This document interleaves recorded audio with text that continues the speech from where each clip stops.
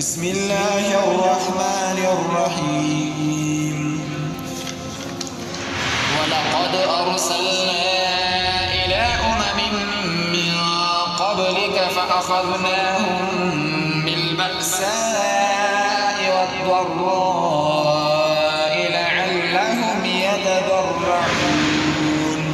فلولا إذ جاءهم بأسنا تضرعوا ولكن قست قلوبهم وزين لهم الشيطان ما كانوا يعملون فلما نسوا ما ذكروا به فتحنا عليهم أبواب كل شيء